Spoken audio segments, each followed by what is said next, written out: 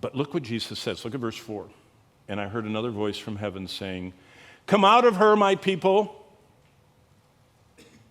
You say, isn't this just for the second coming? Weren't 100-pound hailstones just dropping? Why is the voice telling somebody to come out of Babylon? Well, what's interesting is, despite all of Satan's power, despite all of the Antichrist's power, people are still getting saved. There are unmarked people somehow still living on earth. Number one, that's first thing.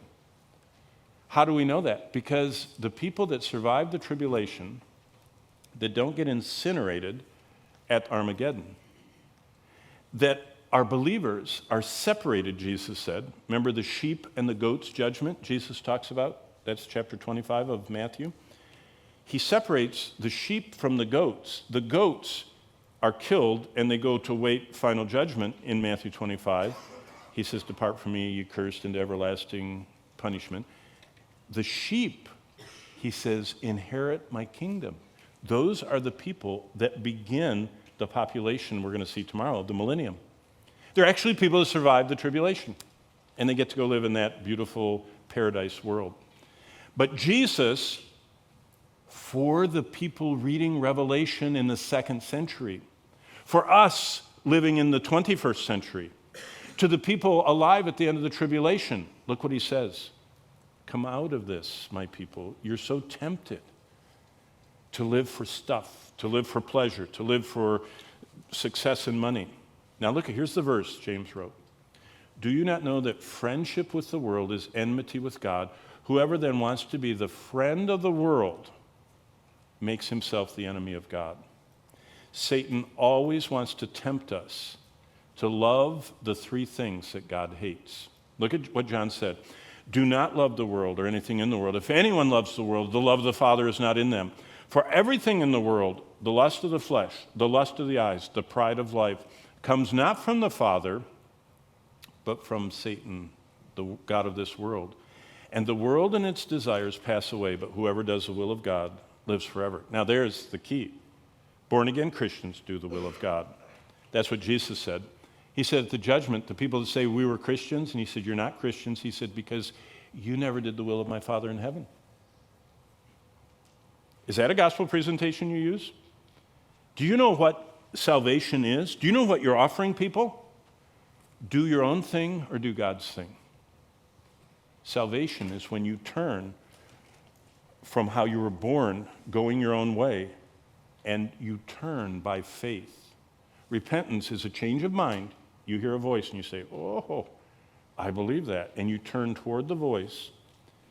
That change of mind leads to a completely new change of behavior. What is the lust of the flesh? The cravings of our body, chasing pleasure. And there are all kinds of pleasures. Some people are chasing eating. Some people are chasing, ecstatic experiences or chasing sexual experiences. Then there's the lust of the eyes. Most of us, the lust of the flesh, that's all bad stuff. It's so clear it's bad. But the lust of the eyes, this equals the temptation of our eyes chasing stuff. It's the better phone, it's the better car, it's the better clothes, it's the better house, it's the better tan, it's the better teeth. We just chase what we think looks better. And the pride of life is boasting about what we have, which social media has become, everyone's practiced in curating their image online. Well, the question comes from verse 3. If everybody is drunk with this, we need to ask ourselves, am I a worldly person? That's a legitimate question from what this verse says. Yes, sir? What's the difference between jealousy, envy, and covetousness? What's the difference between jealousy, envy, and covetousness? Jealousy is me not liking that you have something. I'm jealous. And there's a good side of that because God is jealous. So there's a perfect form. Envy is a cousin of that. It's just envious that it's so easy for you and you're so smart, you're so athletic. What's the third one?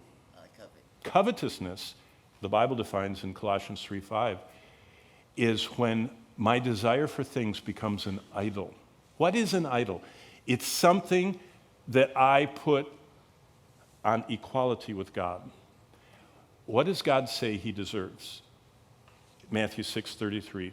Seek first the kingdom of God. What did the people in Ephesus not do? They no longer loved him like they used to. So God says, I want the most attention, the most desire, the highest, most important place in your life. We get saved, boom, he's there. And we start adding.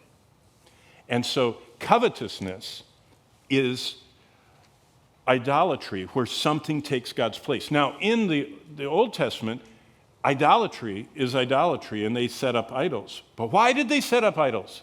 The gods all promised them something. What did Baal promise? Remember, Baal is Tammuz only for the Phoenicians. And the Jews were always struggling with Baal. What did Baal promise? Baal gave two things. He was the god of thunder and rain, so he'd help your crops, your sheep, your herd. He'd rain, and they would have water and grass. He's also the god of fertility. And so he gave them sexual desires. In fact, all the Baal worship was going to a grove of trees where there were sacred women and men where you could have any kind of sexual thing you wanted for free to honor Baal. Do you see why the Jews were always running over to the worship of Baal? It was free, literal pornography, not visual, literal. Free. In that grove. And that's what Baal offered. And so that idol offered them prosperity with their business and sexual desire. Covetousness, though, in the 10th commandment, and so probably back to where you were, the 10th commandment is, covetousness is where you have something better than me, and I don't like it that you have it, and I don't have it. So I want it so badly. In fact, there's a form of covetousness that I don't even want you to have it. And we're starting to see this with the whole equality movement, financial equality. Do you know where our culture is going? What they're saying? Do you know why they're not punishing people in major cities, prosecuting them? They won't prosecute you for less than a $1,000 infraction in San Francisco. That means you go in, you break the window, you steal $995 worth of stuff, and the police stand there and say, as long as it's under 1,000, there's nothing we'll do. Why are they doing that? Because they believe there are rich people and poor people, and we want the poor people to take as much as they want until they have equality with the rich. That's just a form of covetousness. It's a form of jealousy, and it's enshrined in our culture. But the difference between envy and jealousy and covetousness, they're all interrelated. But if you want to do a word study, it's even more fascinating than that. But thanks for asking. So the question is, what is a worldly person? Number one, a worldly person's identity is found in this world, not in heaven. What did Paul say to the Christians? Your citizenship is in heaven. You should be looking for Christ from heaven. Secondly, a worldly person, they use amusement, entertainment, and pleasure seeking to escape real life.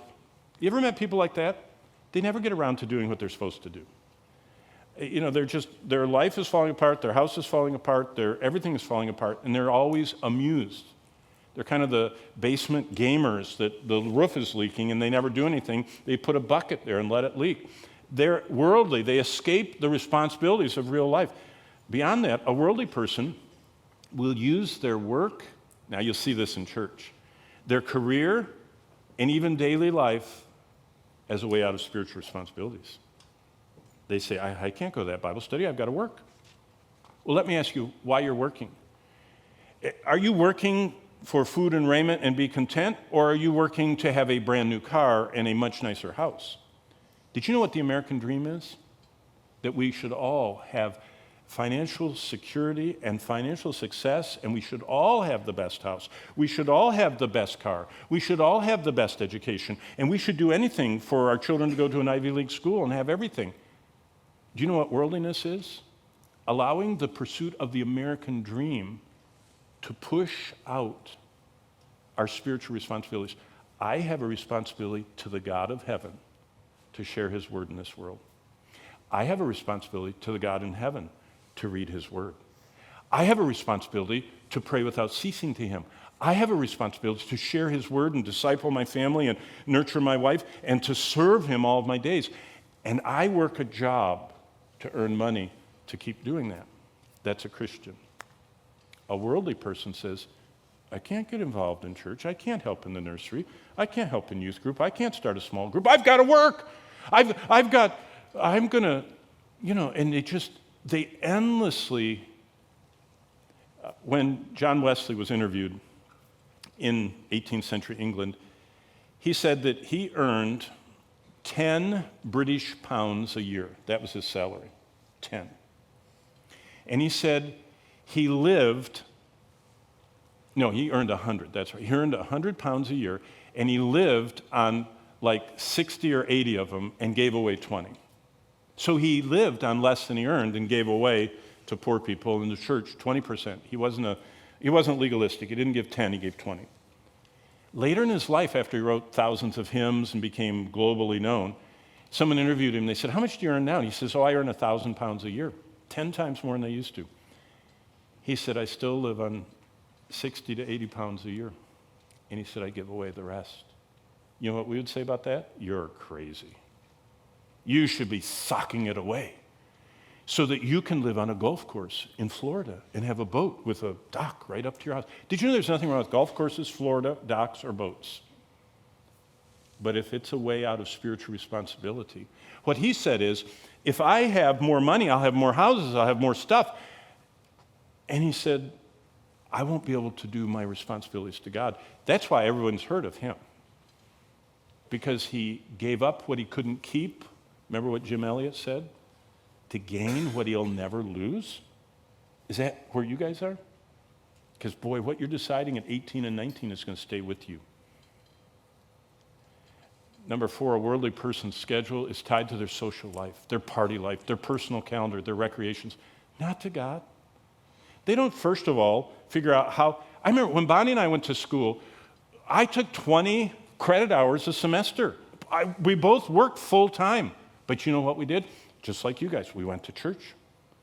Not just on Sunday morning, we went on Sunday night. We went on visitation during the week. Why? Because we had responsibilities to God. And I might get an A- or a B+. But the goal of my life was not to wear a ribbon and be a valedictorian. It was to please God. You go, but my parents want me to get academic honors. Great. You're smart. You should get them. Does it push God out? Do you think that after college you're going to start serving him? After your career you're going to serve him? A worldly person's life is tied to their finances, their wealth, their possessions, not to God in his word. You ask people what their goals are. Most of them are tied to financial things. Oh, they want to be independent, they want to be, they want to have enough money, and they want to have, and it's all financial. You ask them, where's God fit in all these financial goals?